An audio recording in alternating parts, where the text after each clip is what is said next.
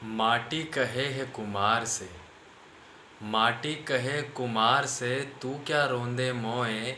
एक दिन ऐसा आएगा कि मैं रोंदूंगी तोए। नमस्कार दोस्तों, मेरा नाम आकाश और फिर से एक नई कविता के साथ आप लोगों के बीच पेश हूँ। और इस बार की जो मैंने कविता लिखी वो मैंने माटी के ऊपर लिखी है। माटी को समझने के लिए मुझे तकरीबन 3 से 4 महीने लगे।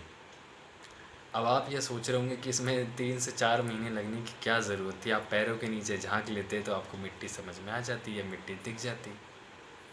बात बिल्कुल सही है, लेकिन मैं जब तक किसी भी चीज़ की गहराई में ना जाऊँ मैं तब तक उसे नहीं मानता, तब तक मैं उसे नहीं स्वीकारता।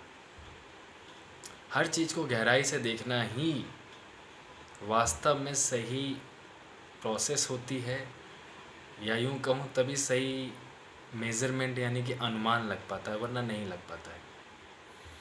सिर्फ केवल मिट्टी को समझने के लिए मैंने भारत के आधे से ज़्यादा राज्यों को, स्टेट्स को मैंने वहाँ जाकर वहाँ की मिट्टियों को बड़े ध्यान से देखा है। बहुत ध्यान से देखा है, समझा है, तब मेरे समझ में आया कि माटी है क्या। माटी का मतलब होता है जैविक तत्व, यानी कि ऑर्गेनिक मैटर, यानी कि जीवन देने वाले तत्व जो आपको जीवन दे, या किसी भी चीज़ को जो जीवन देता हो उसे हम माटी कहते हैं, यानी कि सॉइल कहते हैं। इस कविता को लिखने का वैसे मेरा जो मेन पर्पस था वो ये था कि आज के जो मतलब लोगों में ये बोध खो चुका है, या यूँ कहूँ कि इस सत्य से भाग रहे हैं कि ये जो शरीर है जिससे आज लोग बहुत लगाव लगा बैठे हैं, वो ये भूल चुके हैं कि ये शरीर भी मिट्टी से ही बना है। आप भले इस चीज़ को ना स्वीकारें, लेकिन ये आपके स्वीकारने या ना स्वीकारने से, या हमारे हाँ कहने से या ना कहने से सच्चाई नहीं बदलने वाली। यही सच है कि ये शरीर मिट्टी से ही बना है, वरना जलने के बाद ये वापस मिट्टी में कैसे मिल गया, सोचने वाली बात है। आप जो खा रहे हैं, जो आप पी रहे हैं, वो इसी मिट्टी से ही तो आ रहा है, इस धरती से ही तो आ रहा है। तो जाहिर सी बात है, एक तरह से मिट्टी ही तो खा रहे हैं।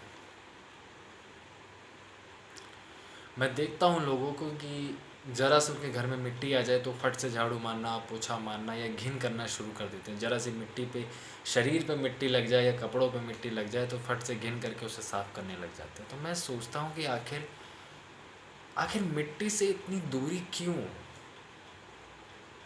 क्यों। अगर आपको इतनी ही मिट्टी से घिन है तो आप हवा में चलना शुरू कीजिए, क्योंकि आप जिस पर खड़े हैं पैर रखकर वो भी तो एक मिट्टी ही है।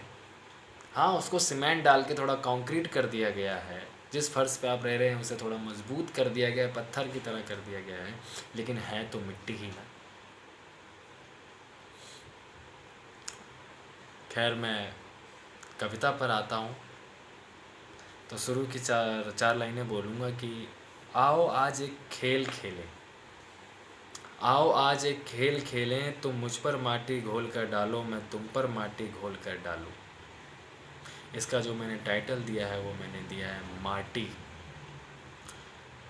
देखो एक माटी का ढेला, देखो एक माटी का ढेला, कैसे संग चला अकेला। इस तन को माटी समझकर कैसे इस जीवन के खेल को खेला। मैं माटी का तुम भी माटी के, मैं माटी का तुम भी माटी के, देखो इस सृष्टि का हर एक खेल जैसे मानो माटी का ढेला। जो उलझा रहा उसने झेला, जो उलझा रहा उसने झेला, जो सुलझा उसने कूद कूद कर ठुमक ठुमक कर इस खेल को खेला। आज झुककर इस माटी को उठाओ, आज झुककर इस माटी को उठाओ, अपने इस माटी के तन पर इस जीवनदायी माटी को लगाओ। हम और आप इसी माटी से बने हैं, हम और आप इसी माटी से बने हैं।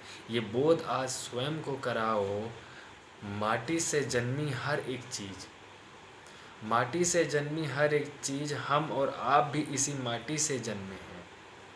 भूल गया ये मन भौतिक सुखों में उलझकर, भूल गया ये मन भौतिक सुखों में उलझकर, इस पर थोड़े ज्ञान के छींटे मार कर, इस पर थोड़े ज्ञान के छींटे मार कर इसे अज्ञान की नींद से जागरूकता के होश में लाओ।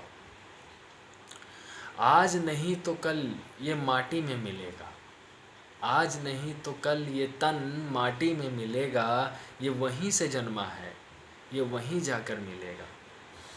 आज हम जिस माटी को अपने घर, अपने शरीर से घिन कर कर हटा रहे हैं, आज हम जिस माटी को अपने घर, अपने शरीर से घिन कर कर हटा रहे हैं, तो ये शरीर कैसे अपने वास्तविकता से मिलेगा।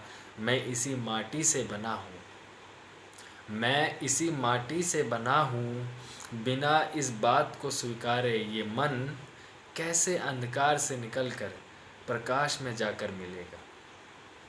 जिसने इस माटी को अस्वीकार किया, जिसने इस माटी को अस्वीकार किया, उसने अपने पूरे अस्तित्व को अस्वीकार किया। जिसने लगाया इसे तन और मन से, जिसने लगाया इसे अपने तन और मन से, उसी ने सभी बंधन से और सीमाओं को तोड़कर खुद को पार किया। तो इतनी सी थी ये कविता, और आखिरी की 4 लाइनें बोलूँगा कि जो ना स्वीकार करे इस बात को, जो ना स्वीकार करे इस बात को, तो उससे जाकर कहना, बंदर क्या जाने अदरक का स्वाद, जैसे लंगूर क्या जाने अंगूर का स्वाद।